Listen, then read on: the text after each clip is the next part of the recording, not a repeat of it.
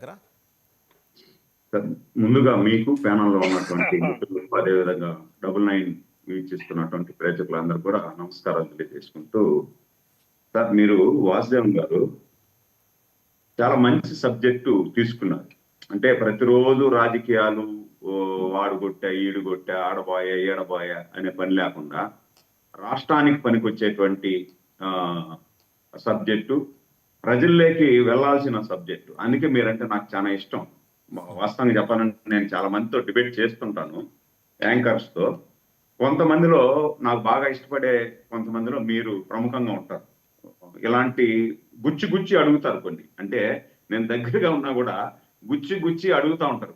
ఎందుకు అది అంటే, ఆ విధంగా గుచ్చి గుచ్చి అడిగే దాని వల్ల ప్రజల్లోకి వెళ్ళాలి. అంటే ప్రభుత్వ ఏదన్నా తప్పు చేస్తే ప్రజల్లోకి వెళ్ళాలా, ప్రతిపక్షం తప్పు చేసినా ప్రజల్లోకి వెళ్ళాలా. అందుకనే మీరు రెండు తీసుకున్నారు సబ్జెక్టులు. అంటే 2014 నుండి 19 వరకు ఈ రాష్ట్రానికి ఏం పెట్టుబడులు తెచ్చారు, దాని తర్వాత కట్ చేస్తే 2019 నుండి 24 వరకు, ఈ రోజు 24 నుండి 25 వరకు. అంటే ఏ విధంగా మన రాష్ట్రంలో రాజకీయ నాయకులు, రాజకీయ పార్టీలు ముందుకు పోతున్నాయి అనేది ప్రజలకు వెళ్లే విధంగా మంచి సబ్జెక్ట్ తీసుకున్నారు. దీనికి మా అందరి తరఫున మీకు ధన్యవాదాలు తెలియజేస్తున్నా. దాంతో పాటు మనం గమనించినట్టయితే, నేను విమర్శలకైతే పోదలుచుకోలేదు దేంట్లో కూడా. 2014 నుండి 2019లో ఆంధ్రప్రదేశ్లో తెలుగుదేశం ప్రభుత్వం ఒక ప్రత్యేక పరిస్థితుల్లో అధికారంలోకి వచ్చింది. మనకు కూర్చునేదానికి కూడా కుర్చీ లేనటువంటి సందర్భంలో మనం ఒకసారి ఆంధ్రప్రదేశ్లో రాజధాని డెవలప్ చేసుకోవాలి, అదేవిధంగా తాగునీటికి, సాగునీటికి, అదేవిధంగా పరిశ్రమలకు తీసుకొచ్చామంటే దానికి వాటర్ కోసం పోలవరం లాంటి ఒక మంచి దాన్ని కూడా తయారు చేసుకోవాలి. తయారు చేసుకుంటూ రాజధాని అద్భుతంగా ఇక్కడ డెవలప్ అవుతుంది.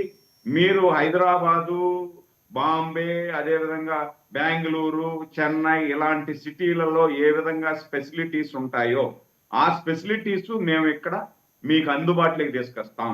ఈ ఫెసిలిటీస్ అందుబాటులోకి తీసుకొస్తేనే ఇన్వెస్టర్లు అనే వాళ్ళు వస్తారు. లేదనుకుంటే వాళ్ళు బై రోడ్డో లేకపోతే ట్రైన్లోనో వచ్చేవాళ్ళు కాదు కదా సార్. ఎవరైనా ఇన్వెస్టర్ రావాలంటే ఫ్లైట్ లో వస్తారు, వాళ్ళకి అన్ని కూడా సౌకర్యాలు ఉండాలా. ఆ సౌకర్యాలు ఉంటేనే ఇన్వెస్ట్మెంట్ పెట్టేదానికి వస్తారు. ఆ సౌకర్యాలన్నీ కూడా మేము ఇక్కడ సృష్టిస్తామని చెప్పి ఇన్వెస్టర్లకు అందరికీ కూడా ఒక దిశానిర్దేశం చేసి వాళ్ళను అట్రాక్ట్ చేయగలిగాడు. అట్రాక్ట్ చేసి దాదాపు 13.5 లక్షల కోట్ల రూపాయలు పెట్టుబడులు ఆకర్షించారు. దాంట్లో ప్రధానంగా మీరు ఒకసారి గమనించినట్టయితే Honda company, hero Honda company Telangana ప్రభుత్వం పోటీ పడింది, తమిళనాడు ప్రభుత్వం పోటీ పడింది, కర్ణాటక పోటీ పడింది, మహారాష్ట్ర పోటీ పడింది. ఇన్ని కంపెనీలు పోటీ పడితే కూడా చంద్రబాబు నాయుడు గారికి ఉన్నటువంటి ఒక సెరిస్మాతో వాళ్ళందరినీ కూడా వెనక్కి తట్టి మనకు ఆంధ్రప్రదేశ్ తీసుకురాగలిగారు. అదేవిధంగా కియా కంపెనీ చూసాం. కియా కంపెనీ కూడా ఎంతో మంది పోటీ పడితే కియా కంపెనీ మన ఎడారి లాంటి ప్రాంతం, నీళ్లకు అన్నిటికీ ఇబ్బంది లాగా ఉండేటువంటి రాయలసీమలోనే ఇబ్బందికరమైనటువంటి అనంతపూర్ ప్రాంతంలో దాంట్లో మంచి పెట్టుబడులు తీసుకొచ్చి దాదాపు అక్కడ బాగా డెవలప్మెంట్ అయ్యే విధంగా తీసుకురావడం జరిగింది. ఇన్ని కంపెనీలతో పాటు హెచ్సిఎల్ కానీ, అపోలో టైర్స్ కానీ, గోద్రేజ్ కానీ, రామ్కో సిమెంట్ కానీ, జాకీ కానీ, మైక్రోమాక్స్, ఓప్పో, ఈ విధంగా సెల్ ఫోన్ హబ్బు లాగా తిరుపతిలో, మీరు ఈసారి ఎప్పుడైనా తిరుపతికి వచ్చినప్పుడు రాండి సార్, నా ఒక ½ నాకు టైం ఇస్తే మిమ్మల్ని వెంకటగిరి రోడ్డు, అదేవిధంగా ఎయిర్పోర్ట్ సమీపంలో ఉన్నటువంటి కొన్ని ప్రదేశాలు కానీ మీకు చూపిస్తాను. మీరు అద్భుతంగా నిజంగా ఆంధ్రప్రదేశ్ పౌరుడిగా మీరు ఒక గర్వంగా ఫీల్ అవుతారు. అంటే అక్కడ ఒక మాట చెప్పాలంటే తొండలు గుడ్లు పెట్టేదానికి కూడా సాహసం చేయలేనటువంటి భూమిలో మైక్రోమాక్స్, డిక్సన్, ఓప్పో, టీసీఎల్, ఇసూజీ ఇలాంటి కంపెనీలు వచ్చి లక్షలాది మందికి ఉద్యోగాలు కల్పిస్తున్నారంటే తిరుపతిలో ఇప్పుడు మీకు డిబేట్కి వచ్చేటప్పుడు నేను చూసా 25 బస్సులు వరుసగా లీలా మహల్ సెంటర్ నుండి బస్సులు నిలబడ్డాయి సార్.